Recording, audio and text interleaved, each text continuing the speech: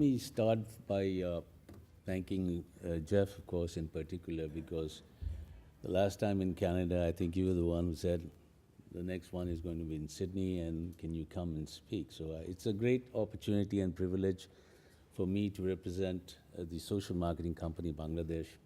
Of course, the issues that were discussed so far are somewhat different than the ones that we face in the third world.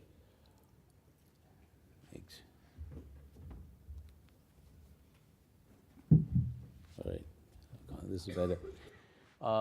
We are dealing with poverty,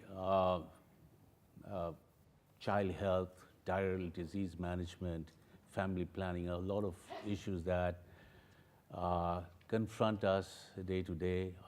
And also, in some ways, I think much of the social marketing that we practice are different because the challenges are different, the environment is different. So I'm here to share with you what social marketing company in Bangladesh has done so far.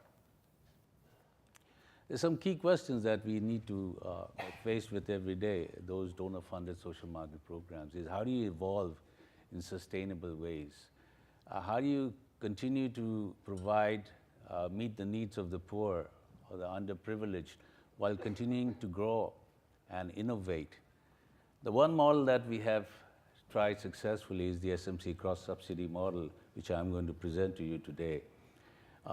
Before I start, I want to define financial sustainability as we see it is one that you are able to ensure an inflow of funds from a sustainable source to meet or exceed your total cost, including commodity cost. My content, I'll introduce SMC, the success story, and then talk about the strategies and implications. Can you run the video?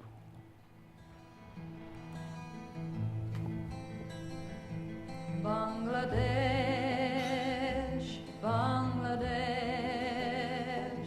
Bangladesh,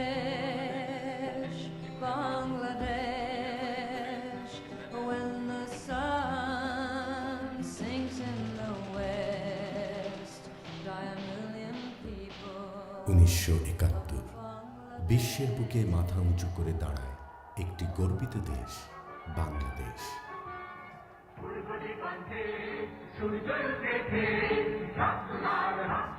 শুরু হয় নতুন যুদ্ধ, দেশ গড়ার যুদ্ধ। কিন্তু কয়েক বছরের মধ্যেই উন্নয়ন কাজে অন্তরায় হয়ে দাঁড়ায় জ্যামিতিক হারে বৃদ্ধি পাওয়া জনসংখ্যা। জনসংখ্যা নিয়ন্ত্রণে পরিবার পরিকল্পনাকে জাতীয় নীতিমালায় অন্তর্ভুক্ত করে শুরু হয় সরকারের সাহসী ও সময়োপযোগী পদক্ষেপ। সরকারের এই উদ্যোগকে সফল করতে ভিন্ন মাত্রা যোগ করে USAID এর নতুন এক concept, social marketing. Well, many of you have probably heard Joan Baez's song, but that's the context in which social marketing started in Bangladesh. It began in 1974 as a family planning social marketing project. It was set up by Population Services International, PSI, and with commodities and grant support from USAID. So the primary purpose was to address the rapid population growth by increasing availability to subsidize contraceptives through the private sector. So there are three major focus is on availability, subsidized contraceptives, and the private sector. The whole focus was on building volumes, building CYPs. Many of you know what CYPs are, but it's the number of contraceptives needed to protect one person, one couple from an unplanned pregnancy. Little focus on sustainability. For the first time, SMC diversified outside family planning by introducing ORS in 1985. And in 1990, it became a non-profit company limited by guarantee with a voluntary board of directors. I think she put on the wrong presentation, but nevertheless, SMC actually owns a for-profit company called SMC Enterprise. And it's a classic social marketing program which has all elements of the marketing mix, all the 4 Ps, or maybe the 5 Ps since yesterday. It markets a whole range of family planning products that includes condoms, pills, IUDs, implants, injectables. It also markets a number of health products that includes ORS, zinc, micronutrient sprinkles, sanitary napkins, and so forth. It is, in terms of CYP, it is the third largest contraceptive social marketing program as per USAID Knowledge for Health website. And in 2014, it delivered 4.3 million CYPs through sales of 155 million condoms, 40 million cycles of pills, and 1.4 million injectables. So the size of the organization is huge. Huge. It is not, it takes a lot, and this is not, it does not include the 540 million ORS that we sell every year. The company operations are quite diverse. SMC does its own distribution through 12 area offices that reaches out to 250,000 outlets annually. That's a lot of outlets. These include pharmacies, grocers, NGOs, kiosks. We are national, and this has been one of our greatest strengths. It manufactures ORS. We are the largest manufacturing facility, I think, in the region. Imports condoms, pills, and others through contract manufacturing. So there's a local manufacturing process that encourages private sector to produce contraceptives. It does extensive brand advertising and promotion. That has been the demand creation part of it, other than the market penetration, has been one of the critical factors. And these have been largely based on good consumer insights, good qualitative research. The non-profit part of it, there's a behavior change communication component through community mobilization and mass media. We manage health networks. There's a Blue Star network of informal private sector providers that are 6,000 in number. We have 550 providers, graduate providers offering long-acting methods, and then do a lot of training formal of non-formal health practitioners. So it's a complex operation. A lot of activities are going on. I'm not dwelling into what those specific activities are or how we do marketing, but I'm going to talk about the magnitude of the operations and then how did we make it sustainable. So what's been SMC success story? So what have we done? Well, we've been around for 40 years as a project to a donor, to a fully sustainable organization. In 2014, SMC turnover was $40 million, and we earned a surplus of $3 million for a project to a company. That's not bad. We represent 30% of the national CPR. So out of every 10 contraceptive user, 3 uses SMC contraceptives, as compared to 5% that is being contributed by the entire NGO community. So SMC is big in numbers there. Since inception, according to the PSI impact calculator, SMC operations have averted 16 million unintended pregnancies, 1.2 million deaths of children under 5, and 106.3 million DALIs, which is basically the year lost due to ill health, disability, or early death. So as you know, Bangladesh has made significant progress towards MDG 4 and 5, and I think we have been, next to the government, we have been a major contributor to that.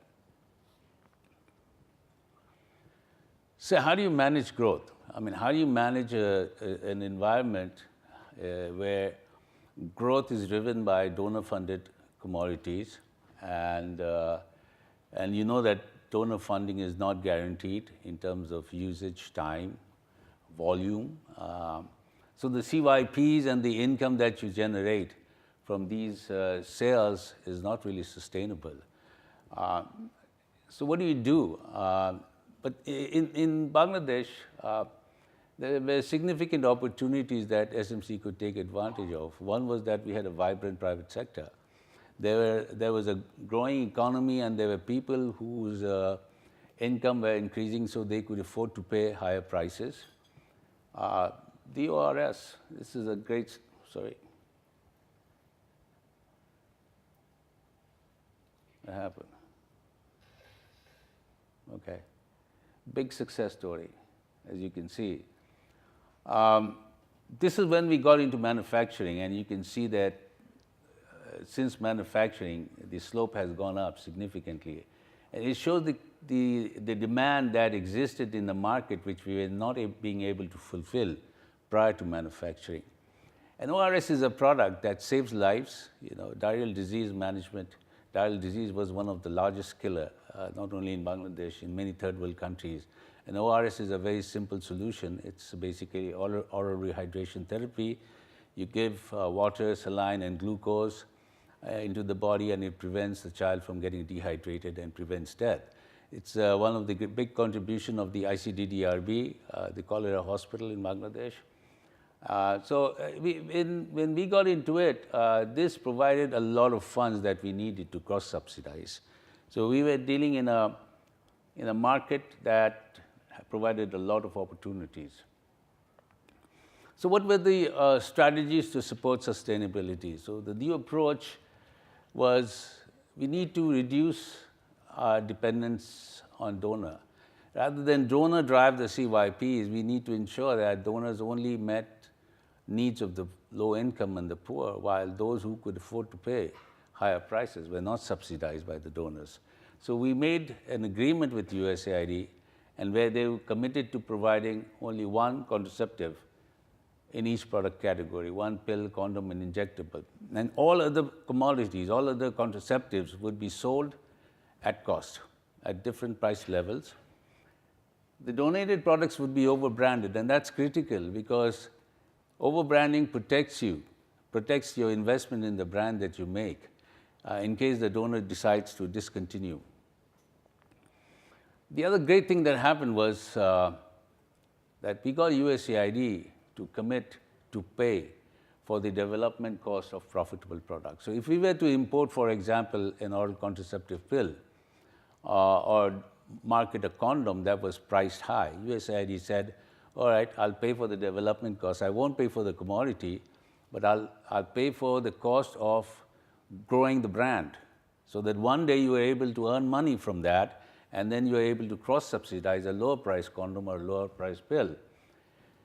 The other thing they did is they permitted us to use their program income to pay for ORS manufacturing. SMC is really, as an ISO certified CGMP compliant ORS manufacturing facility, producing over 350 million sachets annually, and that's only 60% of the demand.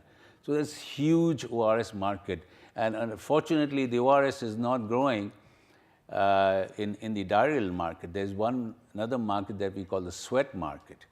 People in humid climates, they sweat a lot, they're rickshaw pullers and all that people, they actually consume ORS to gain energy. And also seek government support for policies to support social marketing strategies. The issue of pricing is also critical. For cross-subsidy to work effectively, okay, you must have a sizable market willing to pay, of course. The other thing is you must demonstrate that you can do large volumes and you have created a company goodwill. So the opportunity cost of not continuing is very high, not only for yourself, but also for the donors and the government.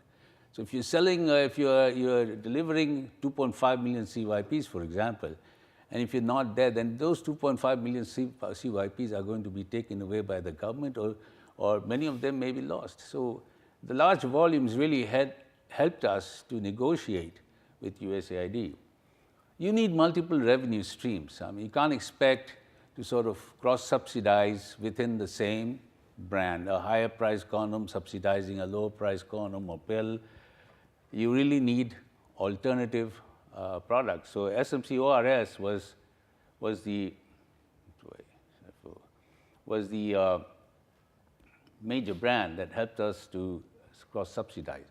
A rational pricing strategy with clear definitions of for-profit, break-even, and the way we defined for-profit is a product that covers all of its direct costs, meaning commodity, advertising, packaging, and leaves a substantial amount of money to meet the overheads. So the very, very positive gross contribution margin. And then there are the break-even products that we self-finance also, but we sell it at direct cost recovery only. It does not contribute to overheads. This allows us to keep the pricing down and meet the needs of the low income, but at a slightly higher price. These are only applicable to products that have very high public health value. And of course, the subsidized products, because those are all donor-given, has to be subsidized way below and only to recover commodity, not commodity, but distribution and marketing cost. You also need a long-term strategic plan. Without a plan, you are not getting anywhere. So it provides the roadmap. Of course, there are many changes that you have to do. So you have to periodically review the plan, make course corrections as you move forward. That has been very critical for us. We started in 1997, and we got to full sustainability in 2012, but that was based on a plan. The other issue is that employees have to be serious about sustainability. Many projects, I've worked for 2-3 projects where, 4 years, 5 years, you did well, you wrote the project proposal, closing report down, and it's gone. You're not able to keep any of the benefits that you accrued from the project. So I think that the employees have to drive for sustainability and they have to be passionate about it. And also you need a transparent accounting system, because if you're not tracking your for-profit and your non-profit separately, you're sort of consolidating accounting system. You never know how much contribution are you making from your for-profit operations. So you have to track your income and your expenditures separately for profit. There is no cost recovery objective for non-profit products. It has to be very clear.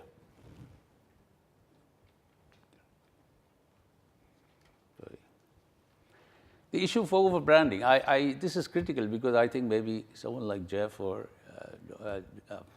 Ross, can write a paper on this. And it's so important for donor funding projects not to continue to depend on the manufacturing brand name that the donor provides. For instance, USAID was giving us a pill called Duofem, which they purchased globally from Wyatt, and they did that for 20 years. So we moved the market up to 33.4 million cycles. That's a huge OCP, driven largely based on donations. And when there was a change in the contractor,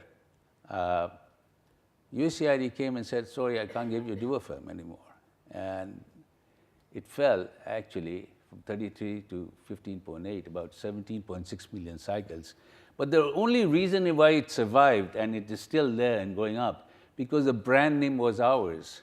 We sold it not as Duofem, but as Femicon. So we went to a local manufacturer and says, "Can you make us Femicon?" He says, "Yes." So, we did lose volumes, but at the end of the day, we didn't lose the brand.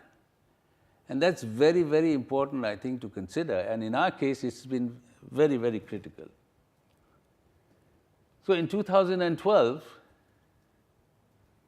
we reached 102% cost recovery. This is from self-financed products that we were using our own funds to market, and 102% means that we were able to cover all commodity and operating costs and generate a 2% profit or surplus. In our social marketing, we don't call it profit, we call it surplus.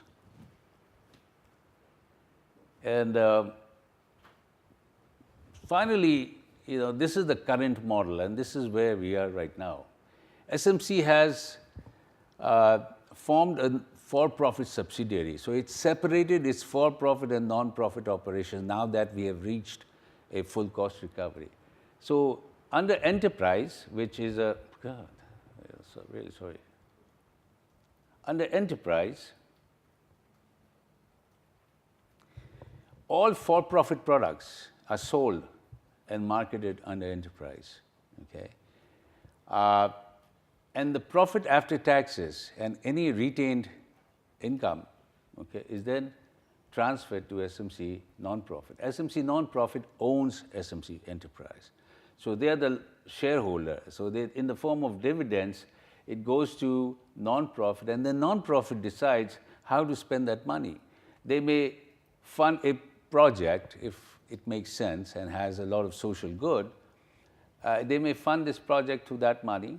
They may co-finance it with a donor. So if we have, for example, an idea to come up with a campaign like, road safety or something, we say, all right, we will put in 33%. Would you put in the other 65, 67%? So it makes co-funding very attractive.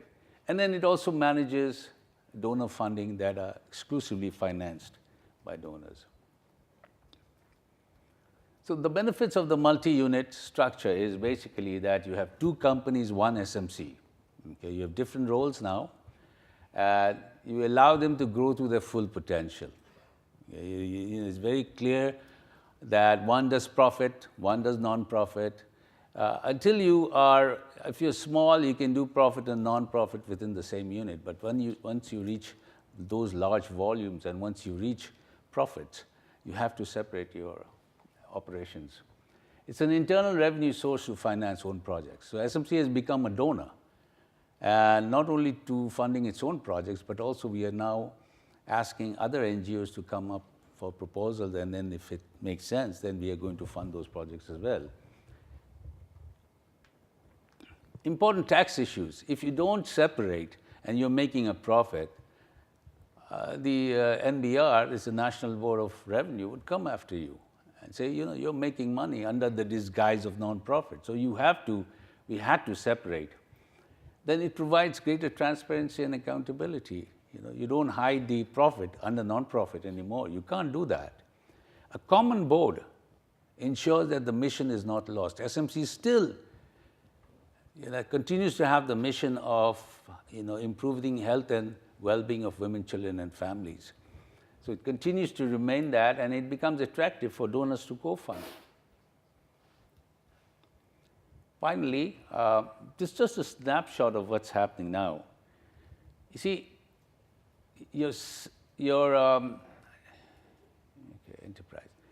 Enterprise actually can sustain almost 80% of the CYPs through its own funds. Only 20% of the CYPs are coming from non-profit or donor-funded programs. 97% of the revenues are sustainable without donor funds. So now we don't need donor funding to continue to innovate and grow in the way that we have been doing. And I just also want to point out that ORS, as you can see, contributes to 58% of the revenue. So that's been SMC's story. I just want to finally highlight this logo. This is our logo, and it promises people that whatever we do is going to help improve their quality of life, help them live better. And every product or services that we market must actually meet this criteria. Thank you very much.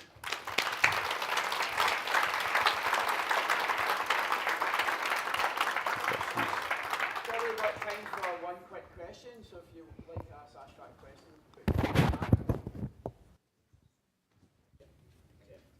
I mean, thanks for that. It's, if you can hear me or not. I mean, it's fantastic to kind of hear a story, not to talk about theory, but hear about how social marketing is actually saving millions of lives in your country. So that was fabulous. But what are the one or two key lessons, given the fact you now seem to have a model that can sustain itself, you're no longer dependent on donor funding, you can carry out and continue that great work. What one or two key lessons would you say others can take from this and apply in other countries? The reason we did it is because most of the work we do in social marketing are project-based. So they have a finite lifetime. You bid on a proposal, 4 years, 5 years, you close the project, you might have achieved something, you go on to something else. You can't sustain whatever you have achieved. So the idea is that you have to plan ahead. You have to be serious about and make it part of the proposal, maybe. I think the donors are interested to see that if you've done well, of course. If you've not done well, then you probably won't even last 5 years. But if you've done well, you have a case to move on. So I think now all projects can't be like this. Many projects, I know many of you probably cannot relate to this, but many social marketing programs, like those run by PSI and others who have this concept of social marketing, we faced with those scenarios. So you need to plan ahead. I would definitely say have a strategic plan. Have a 5-year, 10-year strategic plan. You don't need to get to 100%, but make progress. You need to show the donors that within the next 5 to 10 years, we will not need so many pills and condoms from you. We'll be able to sustain it with the revenues. So I would say these are some of the lessons. The over-branding, like I said, when donor gives you a brand, donor gives you a lot of commodity. Over-brand them. Go out and sell it in your brand name so you know that if the donor decides to leave, you are able to secure that investment that you've made. There's a lot of investment in the brand that we make.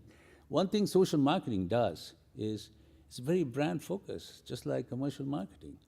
And that is important because you don't want to make low income or poor people feel that you've got something, poor quality, poorly produced products. You want them to feel like they're using a product that any upper income person would use. So there's a lot of investment in branding and so forth.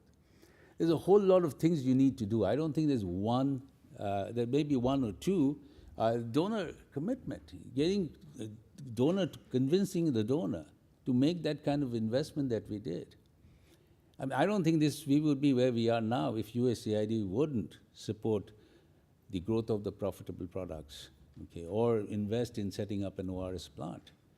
So there's a lot of things that we could do, but ultimately I think it's how serious are you?